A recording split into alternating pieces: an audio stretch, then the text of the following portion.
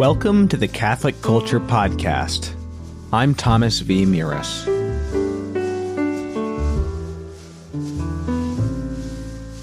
This podcast is an offering to the Holy Family and, less importantly, a production of CatholicCulture.org.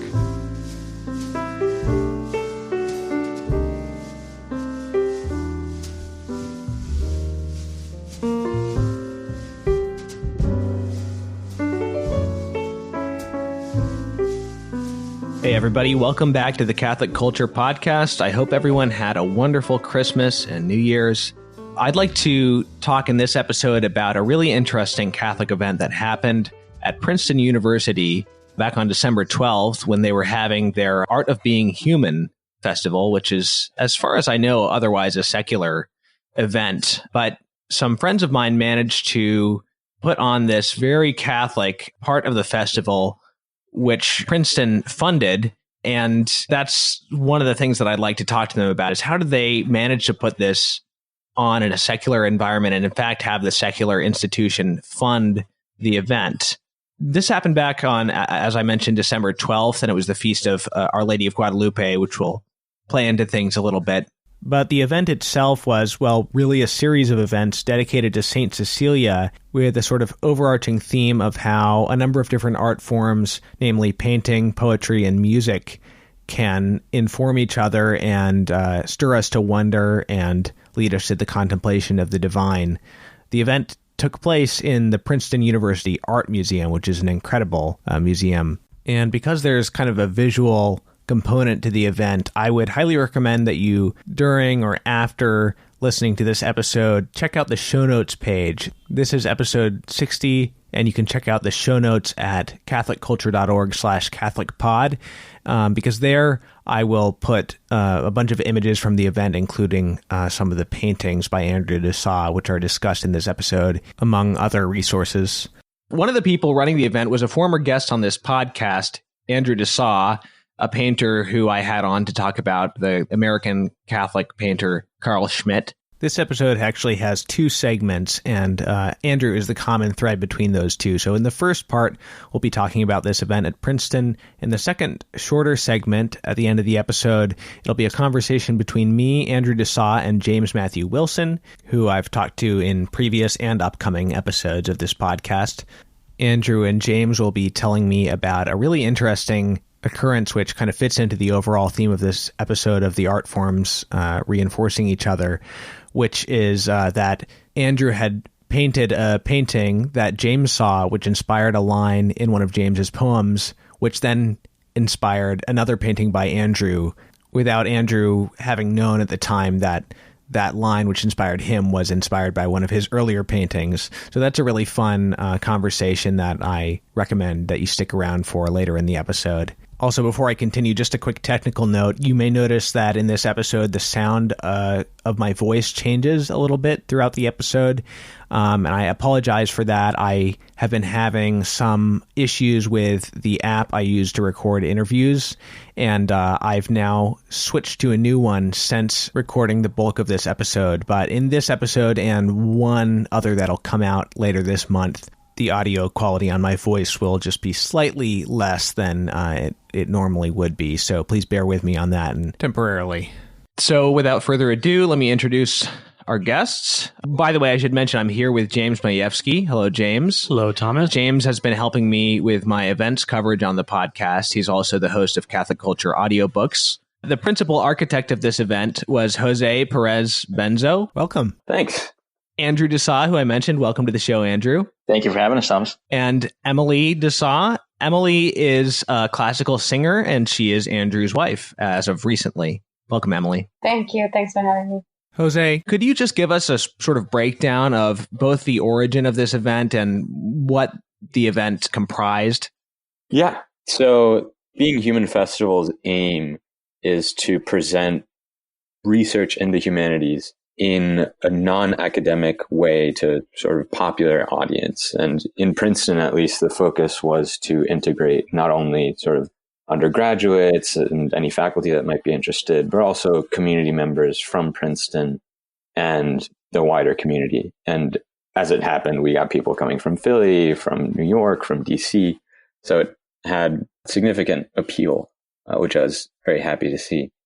And in this case, the sort of initial thought that I had going into it was to build or construct a few events that would take advantage of a lot of research that I've done over the past few years on the topic of wonder, which I've found to be endlessly fascinating, and particularly approaching it from a poetic perspective while incorporating philosophy and theology, right? So wonder, according to both Plato and Aristotle, is the beginning of philosophy, which I found to be a striking claim and one that's often unexplored. And sort of looking to the English poetic tradition specifically, I found that wonder is a word without any derivation from any other language. It's sort of indigenous to English itself. Actually, in St. Bede the Venerable's ecclesiastical history of the English people, the first recorded instance of Old English or Anglo-Saxon has the word wonder in it. It's a hymn that was composed by Caedmon. So I had that in mind, right? At least that sort of research to present, and I needed a venue or several events that could convey that. So I sort of struck upon the idea of constructing the events around St. Cecilia, because Princeton's Art Museum has a beautiful stained glass window by the Pre-Raphaelite artist Edward Burne-Jones of St. Cecilia. And it's one that the Art Museum uses quite frequently, actually, in their promotional materials. It's one of the more well-known pieces that Princeton has. So I had, wonder on the one hand, St. Cecilia on the other, and looking at my calendar, sort of the day that worked best with the museum's schedule, with my own schedule, happened to be, providentially, the feast of Our Lady of Guadalupe. So once I had all those sort of pieces, I started to think about how I could go about making this event. So focusing on St. Cecilia, first through the stained glass window, I sort of related that to a poem by John Dryden on St. Cecilia. And this comes from a little known phase of his poetic career when he had converted to Catholicism.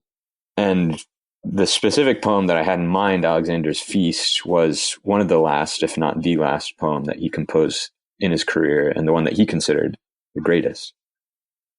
And as it turned out, when I sort of researched that poem, Handel actually set it to music in an oratorio. So, I listened to it a few years ago, and I thought it was brilliant, and I wanted to share it with as many people as possible. So this event seemed to be the best time, the best forum in which to do so. So the schedule obviously went through a lot of changes. I didn't know who would be participating or who other panelists could be or speakers. But in its final form, we ended up doing first a screening of Handel's oratorio of Alexander's Feast, so based off of the poem that Dryden composed in honor of St. Cecilia in part. And that was 2:30 to 4:30 on the day of the event. And from 4:30 to 5:30, I did a poetry tour in the Art Museum, where I related particular poems to pieces of art in the Art Museum, and I have sort of the participants recite these poems. Then after that, there was a reception in the museum with drinks and appetizers, followed by a concert. Now, originally, I didn't even have a concert in mind. It was actually only after going to the 50th anniversary of the Heights School, where I went from 3rd through 12th grade, that I ran into Andrew de Sa and Emily, his wife. And, I'd talked about this event that I'd gotten a few $1,000s from Princeton to throw, but it was at this point only an idea. So over the course of, almost 2 months, we were in conversation and figuring out how best to approach the event and take advantage of the funds that Princeton was providing. So what we settled upon ultimately was to have a concert in the medieval gallery of Princeton's Art Museum from 6:30 to 7. But Emily and her sister Ruth performed Gustav Holst's 4 songs for voice and violin, which set 4 Middle English poems, devotional poems, to music quite beautifully. And Emily, I'm sure, will be able to speak a lot more to that. She also chanted some of St. Hildegard of Bingen's work and led everybody in chanting the Salve in the medieval gallery of Princeton Art Museum, which I think was one of the best parts of the event, and certainly in keeping with the vision and the spirit that I envisioned for the event, right? In honor of St. Cecilia, and, just restoring a sense of the sacred to a space which ought to have it and descriptively just doesn't. People tend to approach museums as sort of curiosities or a source of, memes or something like this, right? But rarely do they think about these material objects as leading one to immaterial truths, as sort of loci for transcendence. So I think that was an especially effective way of accomplishing that goal. What I was trying to do with poetry, Emily and Ruth were able to do through music, which was especially fitting given that the event was sort of under the patronage of St. Cecilia. And then after that, we had a dinner and the unveiling of a painting that Andrew was commissioned to do fortuitously of St. Cecilia. That went over very well. And the last event was a panel discussion of St. Cecilia in poetry, music, and art. So I spoke on John Dryden's understanding of St. Cecilia in his famous poem, right, Alexander's Feast. And then Emily spoke about Handel and sort of the musical elements of St. Cecilia. And Andrew sort of capped it all off with an exploration of the art of Edward Burne-Jones and Carl Schmitt. And we, took some questions, brought the painting into the room. And yeah, all in all, I think it went extraordinarily well. Even though, initially it was just a few scattered ideas, we managed to use Princeton's funds to advance this very explicitly Catholic and just, unique event or series of events, really. When we were doing the museum tour that you were leading with the poems and the paintings, I was curious about, how many of the people attending are Catholic, because there were moments where, a normal tour guide might have said, the medievals had this spiritual practice of putting themselves imaginatively into a scene from the gospel. And here you were, discussing an Annunciation painting with a corresponding poem. And you said, it's good for us to put ourselves imaginatively into these scenes from the gospel or something like that. And I didn't hear any sort of like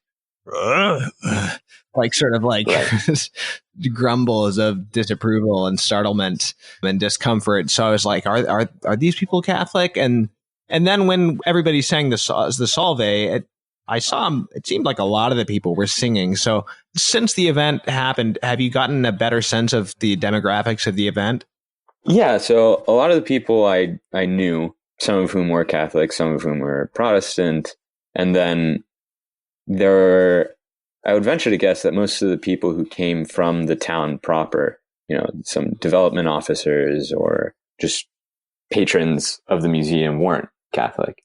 And they approached me afterwards and sort of asked about, the faith and the various elements, but not out of hostility, more just out of curiosity, because they recognized that I was clearly passionate about these particular works of art, as they were, right? Since they've gone to the museum so often, and I was able to show them things that they've seen with new eyes. So I think I've done that tour, or versions of that tour, several times now, like probably over a dozen. And it's really remarkable what you can get away with when you're given a platform to speak in that manner about these things, right? It's sort of a dangerous responsibility, and it can go very differently depending on who's leading the tour. But I've found it to be a good vehicle for sort of apostolate, particularly because you're just at first leading people through beauty without necessarily explicit reference to the divine. James and I had that same experience where a woman came up to us during the dinner and was asking us, what's a saint? Is a saint someone sort of like between a human being and God? Did the Catholics come from the Romans? Like, just all these like very basic questions that you get asked in like, I guess, a post-Christian society. Yeah. So that was kind of interesting. We were just kind of having to explain these like very simple things, like just what is a saint? Like, why are they honored? Things like that. And what you say about, people, a way to evangelize, I think that's very true. And there's something about having both the poem and the painting. And as you said, starting with, ancient pagan works, and then suddenly you're getting into the Middle Ages, and you've already been trying to put people into headspace of sort of like identifying themselves imaginatively with something. So then they're used to doing that, and suddenly you're doing it with a Catholic worldview.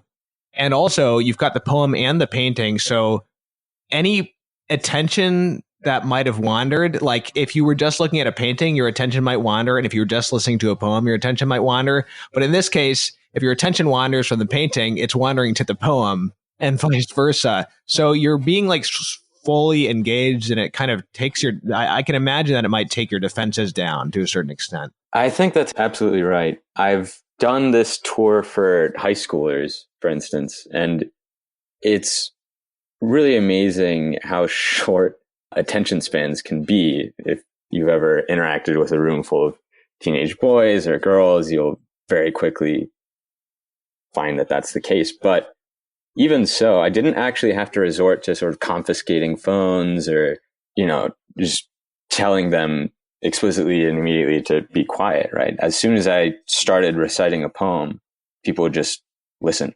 There was even this past summer, a group of particularly sort of excitable young men I was leading, and they were, on Snapchat. They weren't paying attention as the tour started. But then as soon as I sort of recited a poem, they put their phones away and they didn't take them out for the rest of the tour. So I think there's a lot of power to poetry recited well and explained in a way that is understandable and relatable. Yeah, I was really struck by the poetry packet that was provided to all of us. It's got a wealth of material in there. I mean, at least half of which wasn't able to be covered that evening.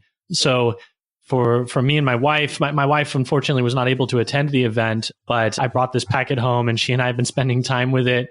And I was just really struck by this mode of, well, like Thomas touched on, of giving us the art in the museum to rest in as we heard these words. It reminded me of theater practice, of sort of the rudiments of theater being a kind of amalgam of a visual art form, but then also one that, well, there's an audience that you hear. So at this point, I'd like to bring in Emily into the conversation, because this seems to be a nice segue into your portion of the evening's events, Emily. I remember before you sung, you spoke to us, to Thomas and I, about your excitement to perform in the medieval chapel, the sort of room dedicated to medieval art in the Princeton Museum. Could you speak a little bit to your experience of singing in that space and this sort of dynamic that is gained when an audience is able to be, well, arrested visually as well as orally? So Ruth and I had performed that before a few times, actually. I did it for my audition to my master's program and in a concert. So that was, in a recital hall. And then again, I did it at our studio.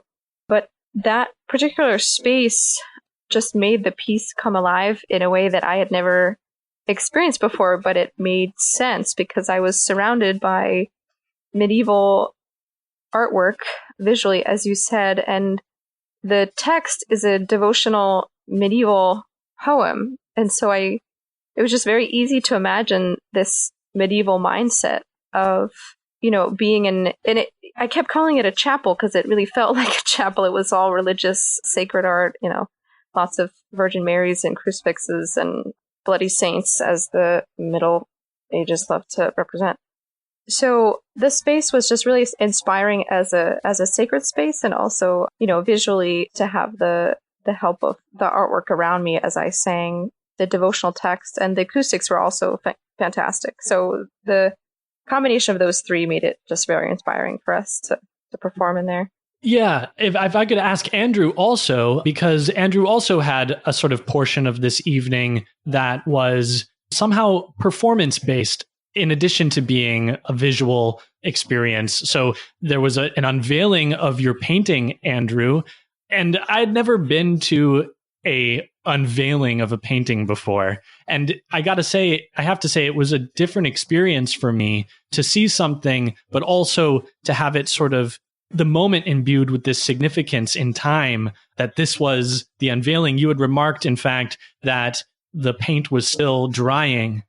And I can't help but I'm trying to draw this connection to the sort of liveness of everything that we were presented in this Art of Being Human evening, from the poetry and the art to the music in the chapel, and then the unveiling of this painting. Everything was quite alive. Andrew, could you speak a little bit to how this may have been a different experience for you, or how unveiling a painting can shift the experience of engaging with the work? Sure. Yeah, that's a really fascinating question. I think someone who takes up what we're talking takes it up quite well is Angel Sohn, the French philosopher. And he, in his book, Reality in Painting, which is a fascinating read, he talks about the painter's work as being somewhat different than some of the other arts in that he is both performer and composer. In some ways, you have, with music, you have the composer setting down the score, and then, you have centuries later, someone performing the works. And similarly, with our event, reading out poetry that was composed years before.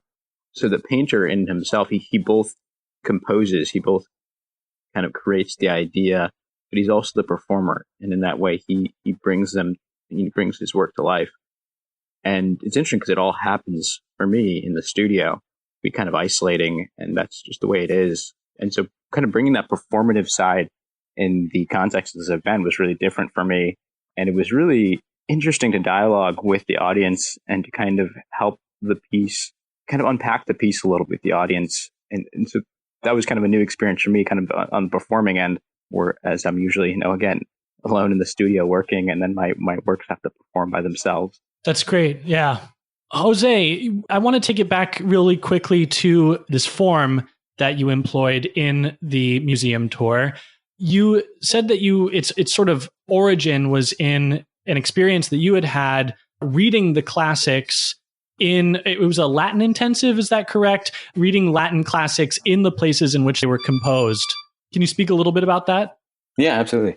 So this was the summer after my freshman year in undergraduate, where I participated in a spoken Latin seminar run by the Paideia Institute. And that was in turn inspired, at least pedagogically, by Father Reginald Foster, a Carmelite, who was the Pope's Latinist, well, under several popes actually, from John the 23rd to Benedict, I believe. So his innovation, or his idea at the very least, was to read the Latin classics, be they pagan or Christian, in the sites where they're describing or where they were composed. So during that summer, I ended up reading Livy on the Capitoline Hill while he's describing the invasion of the Gauls. Or even more movingly for me, at least, we went to Ostia Antica, the ancient port of Rome, and we read the passage in Augustine's Confessions where he's describing the death of his mother in the very room where his mother died. And what do you think was it about that experience or about that pedagogical method that really stuck with you? There was a sense of immediacy that would not have otherwise been there. So one of the teachers that I had during that experience, himself not particularly religious, described this method as a communion with the authors, which I found to be a striking phrase. And in many respects, true, sort of uniting oneself, just uniting oneself with the author. And it was really remarkable just to think that the only thing that was separating me from the author and from the events he's describing was time, because space had been collapsed, right? I was in the exact same place where they were. So then I finding that as powerful as I did in a novel way of reading and understanding texts, decided to try to take the same approach in Princeton when I had to teach a poetry seminar for undergraduates a few years back. So that was the genesis, the origin of the idea behind pairing poems with paintings in the Princeton Art Museum.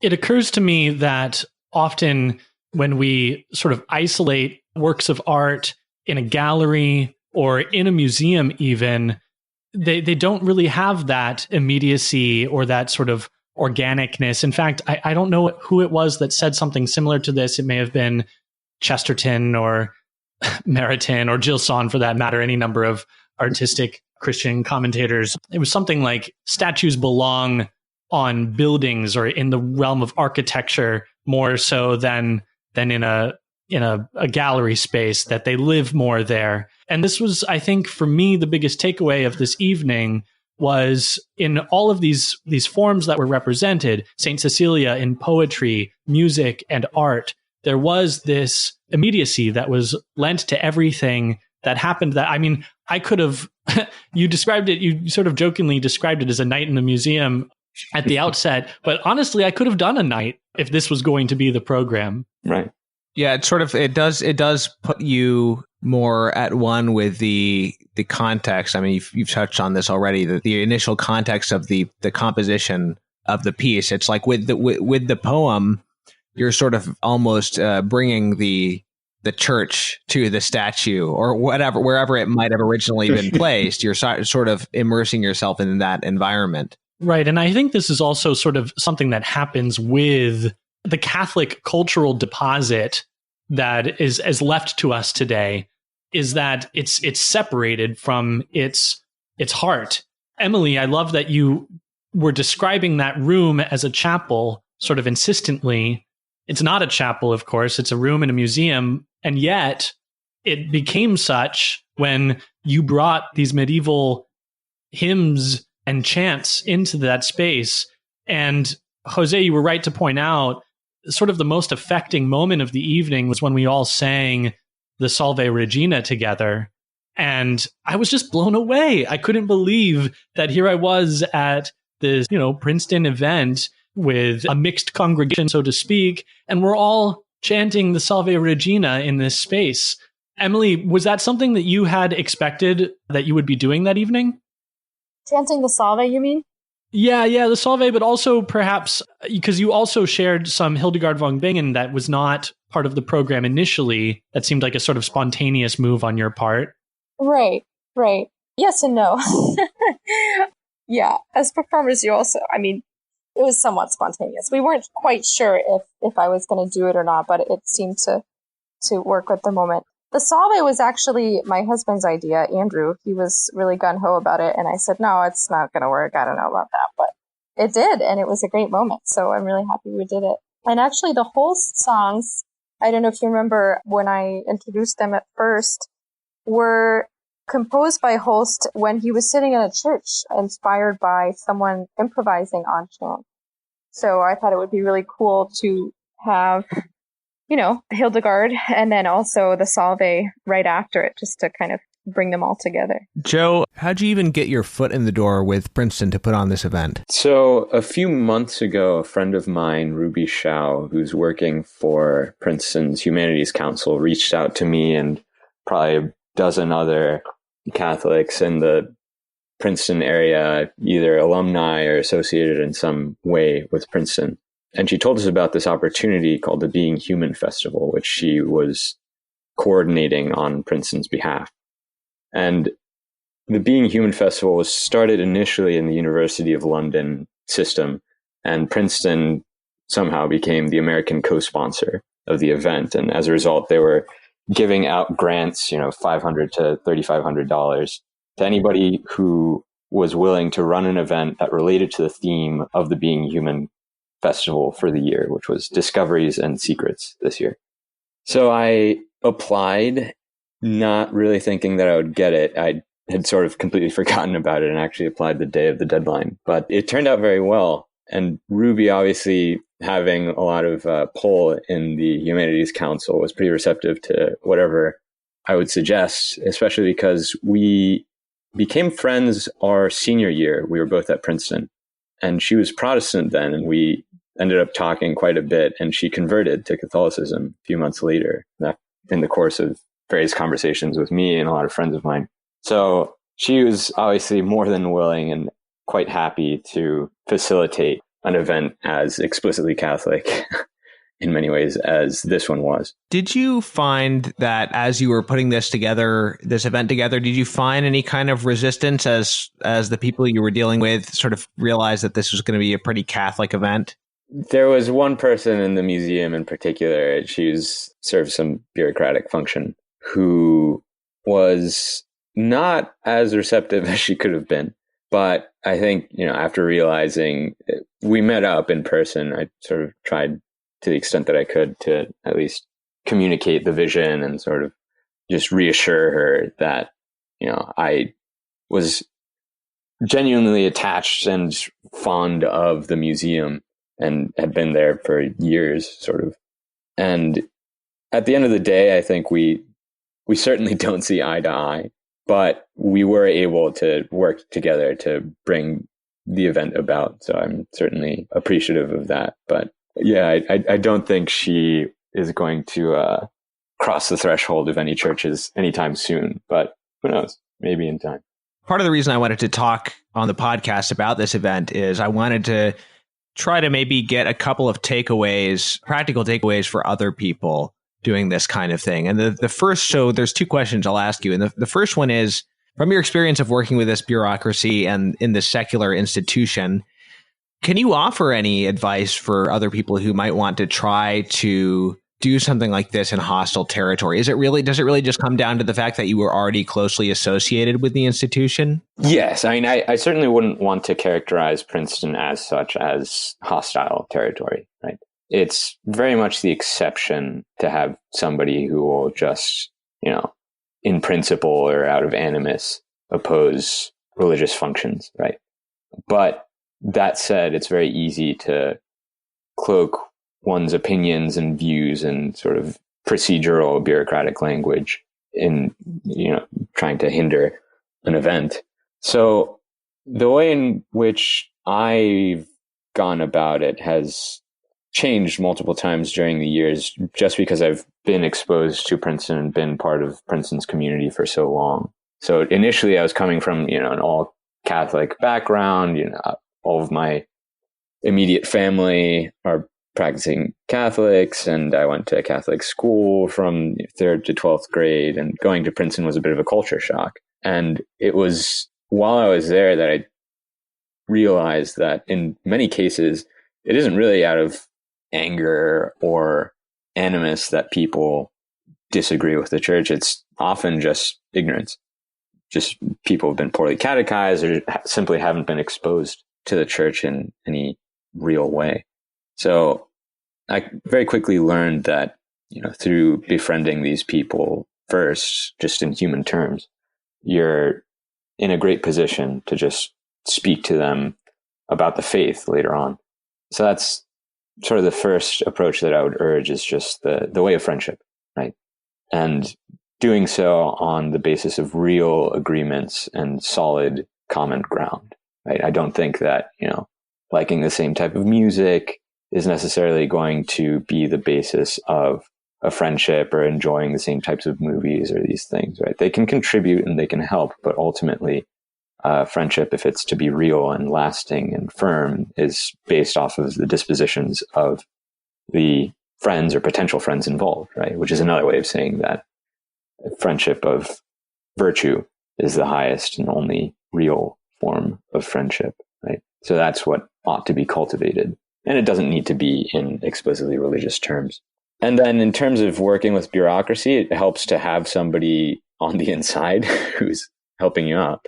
So in this case, Ruby Chow, my friend who converted to Catholicism, was one of the employees of the Humanities Council. So that helped tremendously. I'm sure the decision wasn't hers alone, but she was able to speak to everybody else and persuade them to give the money for the event. And, once I had that institutional backing, I was able to leverage that against the museum so that I was able to run the event regardless of what bureaucrats were in my way. So it sounds like on a practical level, Catholics really need to be involved in these institutions, as difficult as it may be, and at least in the cases where they aren't so far gone that it's just not possible. Right. By the way, you mentioned that you had given this tour over a dozen times, not as part of an event such as this, but just in your association with Princeton, with the museum. Did you ever have any, if you were taking the same sort of approach, did you ever have any complaints or people sort of like looking your work as a tour giver askance because of your sort of, if not like explicitly proselytizing, then just sort of unapologetically dealing with the Catholic works, that approach that you took? No, I never have, which is pretty remarkable. I don't, at least in this context, it's not one in which I mince words, right? I just say what I think reflectively, and I'm always open to questions, right? So I do on occasion get questions that none of them have been hostile so far, but some have just been from a place of not knowing different aspects of the faith, or sort of even more fundamentally, Platonic or Aristotelian philosophy. So yeah, and I've only had good experiences, and I think it's precisely because poetry has this disarming effect, and the art working in conjunction with the poetry is overpowering. The other thing I wanted to ask is, for those who maybe don't have access to quite such an amazing museum as Princeton has, or for those who maybe are not as sort of educated in the canons of Western art and culture as someone like you, have you given any thought to how people can, without necessarily having such institutional access, but maybe in their own homes or a gathering that they put on events like this where you pair artworks and poems and things like that, maybe with like a slideshow or something, if not having actual paintings in front of you? Yeah, I think that would be one good approach. Yeah, to use the slideshow when you can't access the art directly. I would urge, I think, anyone who's trying to replicate this to think about the place in which they are, right? Anything that's rooted directly to the place is, I think, the most powerful way of pairing the poem, right? And even if the place is unremarkable, which I would contest, right?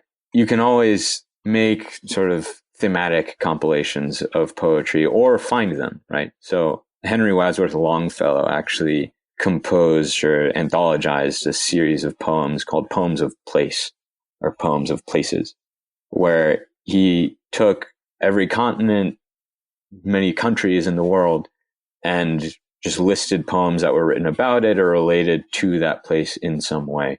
So that's a valuable resource, and nothing of a comparable scale has ever been done. It runs several volumes, and thankfully it's all online on Bartleby, I think, .com. So doing that, there's also, I believe Modern Library has put out collections of poems, anthologies that reflect on certain themes. So you can check out or buy love poems or marriage poems or friendship poems or, poems about death, right? Elegies. And I think that is an incredibly shrewd way of approaching poetry, right? We have here the greatest minds of the Western tradition, and they're speaking on universal human themes. I think that's probably one of the best ways in which you can try to replicate this experience. You don't have to be in Rome. You don't have to be in Princeton. You just have to be human. I will say, I think that, just having everybody sitting in front of a slideshow is not necessarily going to be as good as something where people are walking from place to place. I can't quite explain why, but that does seem like part of what makes the experience engaging and effective. I mean, it's that procession or that making the stations kind of concept. So I guess, one good place to be able to do something like that might be in a beautiful church, if you have one near you, with works of art or even copies of great sculptures or anything like that. And I know a lot of museums, I guess do allow outside tour givers in. So that would be something that somebody, if you're knowledgeable on these matters, maybe consider offering a paid tour and working with the museum to offer that kind of thing for people as well. The event was co-sponsored by the Carl Schmitt Foundation. That's headed up by Andrew de Sa. Andrew, I wanted to ask you about that decision to get involved. What was it about this event that drew your interest and got you excited to be a part of it? Could you speak to that a little bit? Sure, yeah. When Joe first mentioned the event to Emily and I, as he mentioned, it was at our high school reunion of sorts. We were both kind of excited on a bunch of different levels. It was really Joe's approach of through wonder, approaching the arts, also kind of approaching the saints. I mean, it introduced us on so many different levels. And it was something I definitely wanted from the very beginning to bring into conversation with my work with the Carl Schmitt Foundation, because and one thing that Schmitt's writings and Schmitt's work really focused on was the interrelatedness of the arts. I think a lot of times we have this dissection of the arts and also just dissection in life. Earlier, Joe was talking about the idea of a museum. I think I've heard it put by someone, a museum is it's a graveyard for things. This idea that once you take away these objects which had extremely potent cultural significance in their time, and once you isolate them away from their context, they lose some of their power. And you could say they become less human, kind of the humanity of the people that made it and the shared humanity of the experience of the thing really animated those works. And so Carl Schmitt was the person who really kind of introduced these ideas into my own thinking, into my own work through his essays. And so being able to bring some of his work, and we discussed it in the panel, into conversation was really powerful. And getting back to this idea of contextualizing artwork, it really was an extremely powerful way to do it through this event. I mean, we had music, we had poetry, we had all these different art forms. And it really, personally, in my own work, I've moved away from doing things like gallery shows, partly because I find sometimes they can have this effect. They can have this dissection, this idea of if I want to experience art, then I have to kind of put it on my calendar and go to this specific place for art with other people interested in art. And, we're there for 45 minutes and it's done. And at the end of the day, it's a bunch of artists showing to other artists, right. And even just the idea of a framed piece of artwork in a gallery. It's literally taking a piece of artwork and putting it in a box, boxing it from the rest of reality and setting it on a wall next to all these other works. And so personally, most of my work has recently been, I've done a lot of mural works or works for a sacred space, but something kind of contextualized. I've had people almost be offended when I tell them when I'm working with a patron, I say, I want my painting to match your couch. We really need to bring the arts back into conversation with reality, with people, with culture, and make it participatory. And so we were so thankful when Joe was explaining that was one of the impetus for this event. And again, having this line of thought for me, being introduced to this line of thought from Carl Schmitt, it was really special to bring his work into the mix, then also to present my own painting, which was for me trying to encapsulate some of these ideas. I love that, Andrew, what you said about having the painting matching the couch. And I think, the times we're in, probably, especially for Catholic artists, call us to a reassessment of what it means to be a professional artist as well, in a lot of ways. For me as a musician, it's like, is the concert the venue? Is a club or a concert hall the ideal space for music? Is someone's living room better? Is it better for people to be listening to me play the music, or is it better for people to be playing my music themselves on their instrument in their home? There's a lot of questions that can be asked as to what's the healthiest relationship that a culture can have to music. This episode is not over because we've been talking about the collaboration between a painting and a poem, and we're going to have a brief segment at the end of this episode on an actual contemporary instance of a painter and a poet unintentionally collaborating. But for now, I'll thank Joe Perez-Benzo. Thank you for coming on the show. Thanks for having me. Thank you, Emily and Andrew. And Andrew, we'll be hearing from you more in a second here. Thank you for having us, Thomas. Okay, so before we transition into the next part of this conversation with Andrew de Sa and the poet James Matthew Wilson talking about their collaboration, I'm going to play for you one of the songs that Emily performed by Gustav Holst But before that, I'd like to mention that this podcast is supported by listener donations. If you enjoy the Catholic Culture podcast or any of our other podcasts, such as Way of the Fathers with Mike Aquilina or Catholic Culture audiobooks, which I highly recommend you check out, please consider supporting us. You can go to catholicculture.org/donate/audio to do that. And now I'm going to play for you the first of Gustav Holst's 4 songs for voice and violin, titled Jesu Sweet. If you want to see the video of Emily performing all of these songs in the beautiful medieval, almost chapel-like room in the Princeton University Art Museum, you can go to the show notes page, and I encourage you to do that because the visuals are definitely part of the experience. And of course, you'll want to visit the show notes page anyway to see photos of the event and particularly of the paintings by Andrew that we discuss in this episode, the one of St. Cecilia and another one which will be mentioned in the next segment. So this is episode 60, and you can find the show notes at catholicculture.org/CatholicPod. Here's Emily de Sa singing and Ruth Swope playing violin.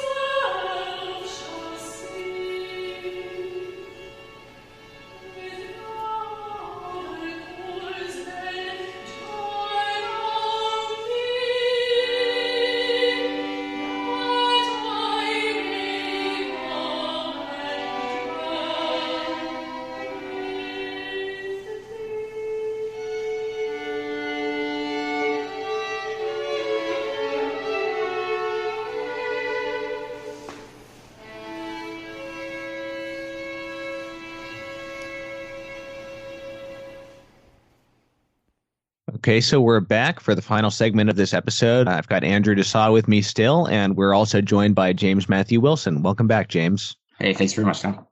So you and Andrew had an interesting sort of unwitting collaboration, which fits in very much with the theme of this episode, since we've been talking about the collaboration between poems and paintings from the reader's perspective, how pairing a poem and a painting, one can inform the other and create a sort of integrated experience. Now we have an interesting example with you two from the artist's perspective, the way that a poem informed a painting and vice versa. So maybe there's a number of stages to this story. So James, start with you, the story. I think so. I was finishing up writing The River of the Immaculate Conception that we discussed a few weeks ago. And the 7th part of the poem, the concluding part of the poem, is a meditation on the act of naming, the act of making, and the sacrifice of the Mass and music. Because bringing to a conclusion the poem as a whole, which it was of course inspired by and follows the form of Frank LaRocca's Mass of the Americas. And as I was writing this section, I came across it. I'm trying to remember how. Maybe it was through the Benedict XVI Institute. Somebody drew my attention to it, but I saw a few pictures or images of Andrew's nativity that he was painting up. It was a flight to Egypt. Flight to Egypt, excuse me. Yeah, up in the chapel, right? In the chapel in New Hampshire, right? Yes. So as I was looking at the images, it was right as I was working on the stanzas of the last part of the poem. So it just happened that when I wrote the second stanza of the poem about the effort to strain to manifest or to give incarnate form to what actually transcends material representation, the second stanza of the poem runs, "But every rising strain must strain indeed to lend a form to what in truth is light, and manifest peace as if it's a deed, and give transcendence some arc of a flight. The purity of every saint will be daubed on with sloppy paint, and what no thought may comprehend or say must be taught in the staging of a play." That's all these stanzas, I guess, end up being pretty dense, but the manifest peace as if it's a deed, the idea of peace is not in itself an action, but if it's something more than the absence of conflict, it does have to be manifested by some act of mercy. And then the transcendence, some arc of a flight, that can be spoken of more generally, but there's an arc of birds in the Agnus Dei of Jacques Marquette, where the birds are disturbed by the canoe as they're going down the Mascousin River and fly up in an arc and then resettle back in the river.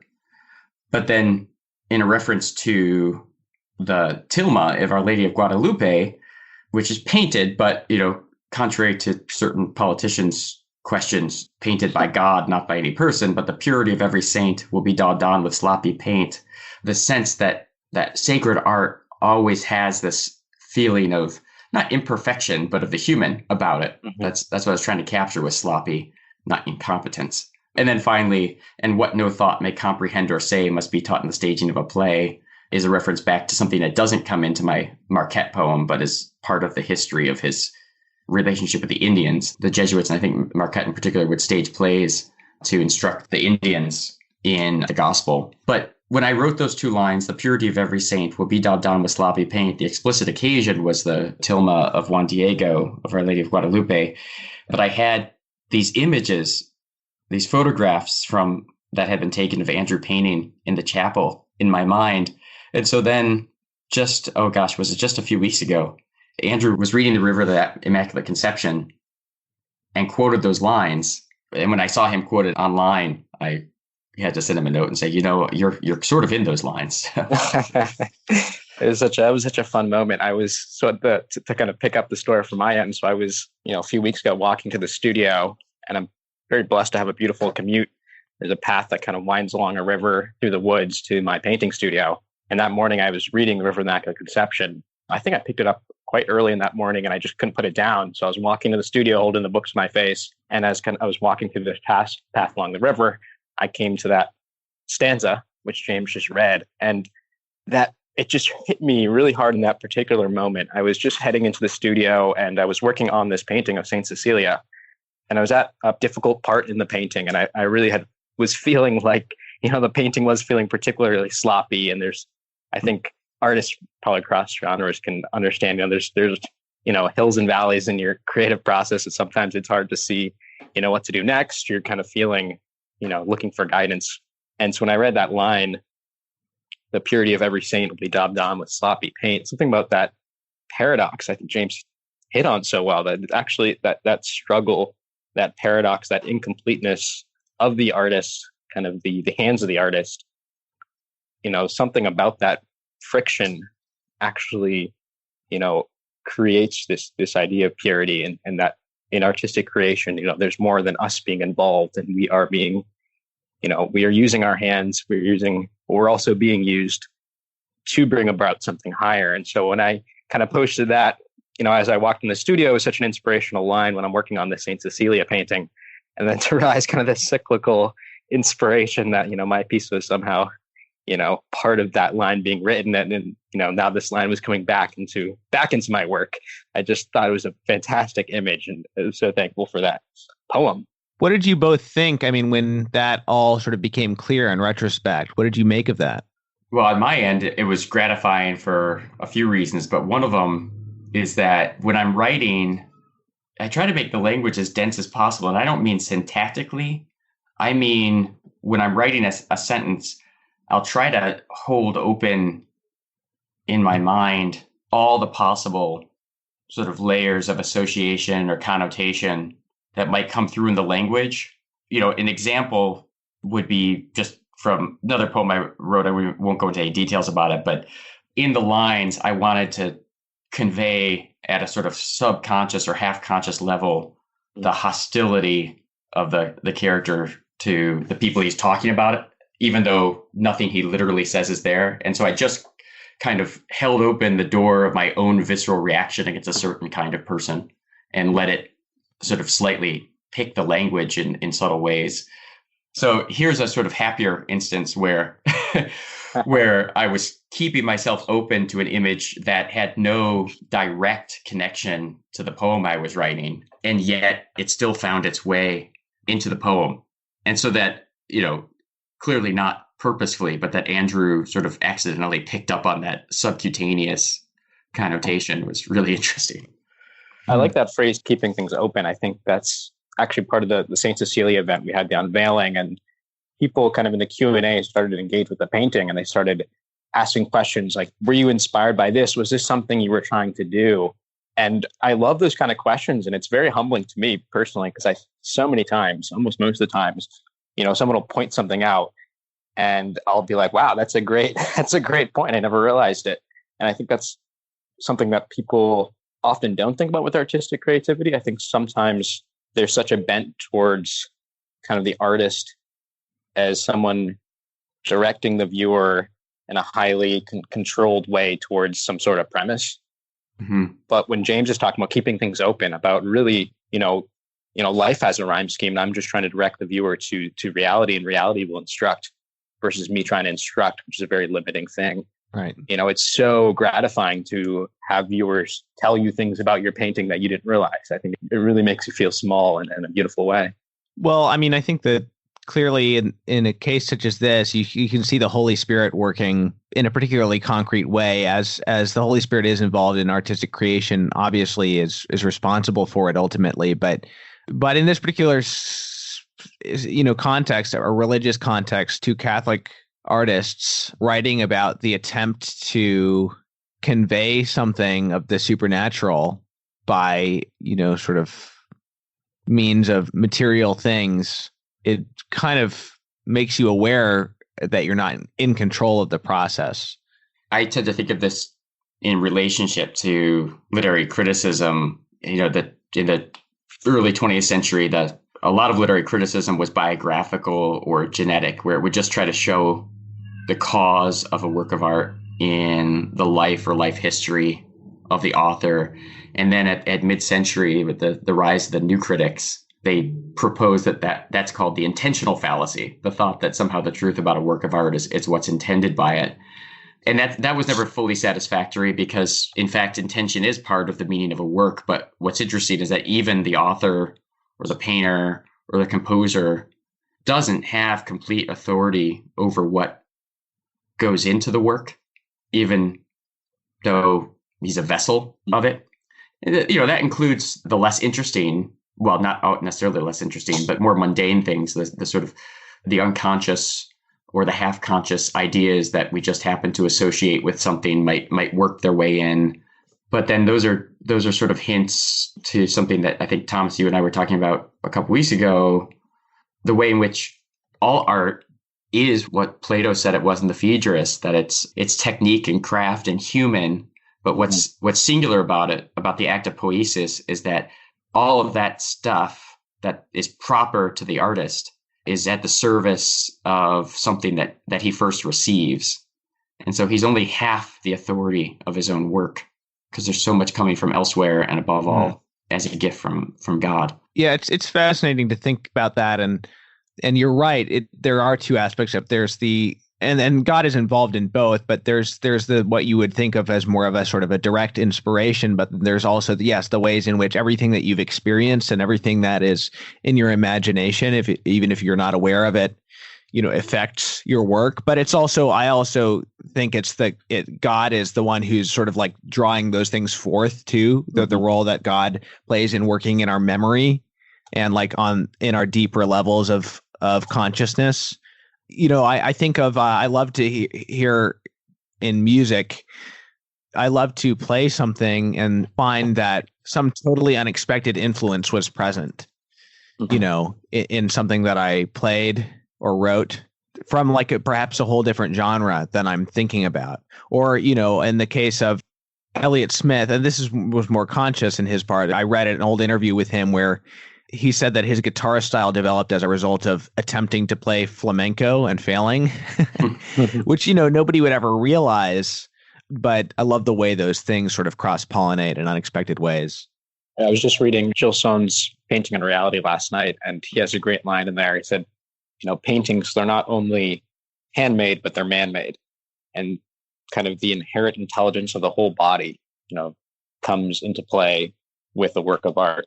And specifically with painting, there's something very manual about that. And for so long, that was one of the reasons people kind of look down upon painting as one of the servile arts. Right. But that's the inherent intelligence of the body, and that, being man-made is something, it's a very, man's made in the image and likeness of God. And so being able to make something, there's a beauty that's imparted, and there's kind of a nobleness to something being man-made, that's lost, you could say, when something's, more mechanized. Was there something you were going to say before, James? No, I would just echo what Andrew says there. Of course, we were talking about this last week. There's such a human tendency to distinguish, but not to unite, and to therefore only do half of what Jacques Maritain insists we have to do. We have to distinguish in order to unite. That it's tempting to think about art in a very rationalistic way, just because art is so rational. It's so, to quote Maritain again, it's so steeped in logic that it sort of superabounds with a kind of sense, as in an intelligible sense. But in fact, just as no act of the human person is just the act of the human reason, it's always the act of the full person. I think works of art really show that. That's part of their sensation, the way in which they're always more than themselves. Actually, let me say one thing about that. I was contemplating earlier today, thinking about Andrew's work, some of the poets who are more explicitly influenced by painters. And I'll think of Wallace Stevens, for instance. And whenever they write, and you could feel the influence of painters on them, they actually become really, really bad poets. Stevens will just write red and blue and green. And I think he's doing that because he senses on the canvas how painters' hand with those pigments is so masterful at embedding meaning in the canvas. And he just doesn't realize that doesn't translate to, the abstracted word from the canvas. So, Stevens can be really vivid as a poet, but not usually when he's thinking about painting. This topic of the convergence of the different art forms is interesting because, going back to the Greeks, this is something I've been thinking about the past couple of days for various reasons, partially because of this Princeton event. The Greek word for music doesn't refer to like sound like we think of music. It refers to kind of a combination of all the art forms. At the very least, it includes like what we call music, poetry, dance, oratory, theater. It's kind of all of these things combined. And I think it's a good thing that I would say, like, perhaps from the Renaissance on, but especially accelerating a few centuries, maybe 3 or 4 centuries ago, each art form has kind of like come into its own individually. But I think about what your quote of Maritain, distinguish in order to unite, not that all of the art forms have to then sort of like be enfolded back into, the Gesamtkunstwerk or whatever Wagner called it, where he was trying to do like a total art form, make opera into an art form that encompassed all the others. But there must be some way in which we can sort of bring the greater self-consciousness that each art form has and use them to enrich all the art forms. I mean, so this event, it was poetry, painting, and music. We talked about your inspiration on each other. in the first part of this episode, my friend James Majewski was talking about how he's an actor and he felt that the experience of reading the poems in front of the paintings in the Princeton Art Museum was very much like theater in many ways, because it involves like an element of performance and the spoken word with a visual setting. And just to take another example, James Majewski and his wife, they're both actors. They're good friends of mine. They've recently moved to New York, and we were talking about, what can we do for fun?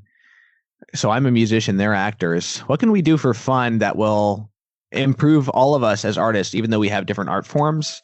And they had recently attended a couple of workshops in Europe that were acting workshops, but they involved singing polyphony as like an acting exercise. So the other night we got together and started singing attempting to sing some polyphony. It's interesting to try to be more conscious and thinking of ways that everybody has to work on their own craft ultimately, but there must be different ways that the different art forms can inform and aid each other. I want to take a step back to the event you covered in November. I think the Mass of the Americas, Wagner's searching for this culmination of all the arts. And I think it's not too hard to point out, if you look at an opera, maybe it's not the perfect combination of all the arts, but I'd argue that liturgy is.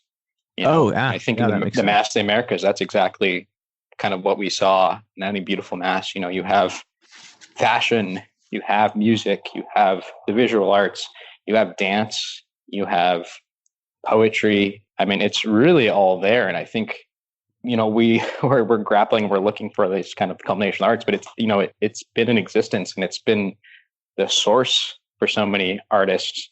I think sometimes you have to really focus on kind of the direction in which it flows. After the Mass of the Americas, I was doing a portrait of the Archbishop in a Q&A, and one of the people in the Q&A raised their hand and they said, I was altar boy number 16, holding the candles.